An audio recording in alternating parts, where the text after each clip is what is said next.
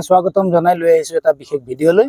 মই আজি বৰ্তমান উপস্থিত আছো শোণিতপুৰ জিলাৰ জামুগুৰিহাটৰ পিংলেণ্ড খ্যাত এক স্থানত। যোৱা ৩-৪টাকৈ বৰ্ষ এই পিংলেণ্ডে আচলতে মানুহৰ যথেষ্ট সমাদৰ লাভ কৰি আহিছে, সমাদৃত হৈ আছে বিশেষভাৱে, কিয়নো ইয়াত প্ৰায় ১৫ বিঘা মাটিত প্ৰকৃতিগতভাৱে ইয়াতে ফুলি থাকে গুলপীয়া ৰঙৰ ফুল। আচলতে এই ফুলৰ সৌন্দৰ্য ইমানেই সুন্দৰ যে যেন এয়া ফুলৰ দলিচাহে। আৰু এই ফুলৰ সৌন্দৰ্য পান কৰিবলৈ বিভিন্ন প্ৰান্তৰ পৰা ইয়াতে প্ৰতিদিন ইয়াতে প্ৰৱেশ ঘটে বিভিন্ন দৰ্শনাৰ্থীৰ একপি সেলফি তোলাত তথা এটা ভিডিঅ' কৰাত। আৰু ইয়াতে আমি দেখিছোঁ এই সৌন্দৰ্য পান কৰিবলৈ বিভিন্ন স্থানৰ, আপোনাৰ একদম সহজ ভাষাত ক'বলৈ গ'লে তেজপুৰৰ পৰা বিশ্বনাথ চাৰিআলিলৈ যি নতুন চকীঘাটেৰে 4 লেনযুক্ত পথ ইতিমধ্যে নিৰ্মাণ হৈ উঠিছে, আৰু সেই পথৰ নিচেই কাষতে এই পিংলেণ্ড অৱস্থিত। পৰিতাপৰ কথা যে আমি যোৱা বছৰো আপোনালোকক এই সন্দৰ্ভত ইয়াৰ পৰিৱেশ দেখুৱাইছিলোঁ, এই বছৰো দেখুৱাইছোঁ। অনুৰূপ ধৰণে যোৱা বৰ্ষৰ অনুৰূপ ধৰণে এই বছৰো এই সৌন্দৰ্যত, যি সৌন্দৰ্য আপোনালোকে স্ক্ৰীণত দেখিছে, এই সৌন্দৰ্যত আচলতে একাংশ অবিবেক যুৱকে ইয়াক বাইক ষ্টাৰ্ণ কৰি আচলতে ফুলবিলাক ধ্বংস কৰা দেখা গৈছে। এইটো আমি যোৱা বৰ্ষতো কৈছিলোঁ যে এইটো কাম কৰিব নালাগে, কাৰণ এই সৌন্দৰ্য পান কৰিবলৈ বিভিন্ন স্থানৰ পৰা বিভিন্ন ব্যক্তি ইয়ালৈ ঢপলিয়াই আহে। প্ৰতিনিয়ত শ লোক এই স্থানলৈ আহে একপি সেলফি তোলাত বা এটা ভিডিঅ' প্ৰস্তুত কৰাৰ স্বাৰ্থত, কাৰণ ইয়াৰ ইমানেই নান্দনিক সৌন্দৰ্য। সেই সৌন্দৰ্য আচলতে আপুনি কোনো ধৰণৰ আৰ্টিফিচিয়েলতা নাই বা কোনো ধৰণৰ কৃত্ৰিমতা নাই। সেয়েহে এই সৌন্দৰ্য আচলতে এনেধৰণে থাকিবলৈ দিব লাগে, কাৰণ এই ফুলখিনি এটা নিৰ্দিষ্ট সময়ৰ বাবেহে ইয়াতে ব্ৰতি থাকিব। এটা সময়ত সি আপুনি ধ্বংস হৈ যাব, মৃত্যু মুখত পৰিব।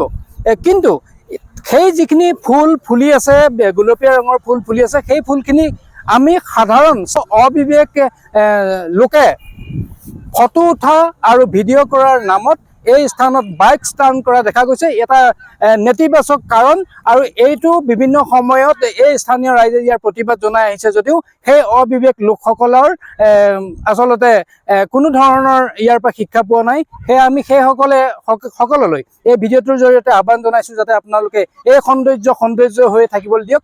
পিংলেণ্ডৰ বৰ্তমানৰ সৌন্দৰ্য পান কৰিবলৈ অহা বিভিন্ন যুৱক দেখিছোঁ, তাৰ মাজতে আমাৰ ওচৰতে দুগৰাকীমান যুৱক আছে। আমি তেওঁলোকৰো বৰ্তমানৰ মনৰ বতৰা ল'ব খুজিছোঁ।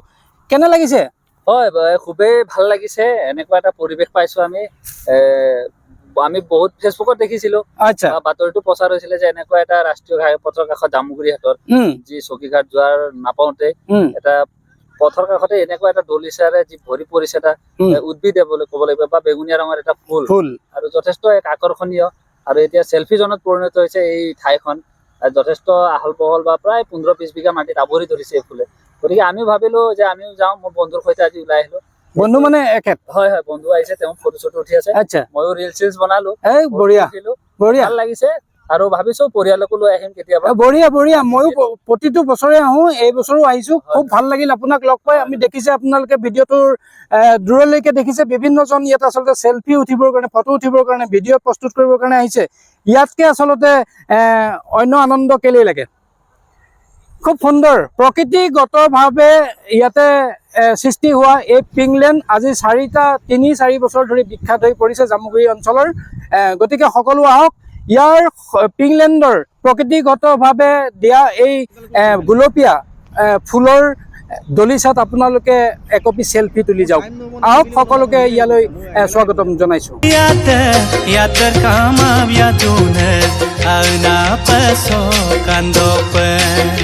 Asin mader mamodang angkang sagam gemodang inam ram nama dopa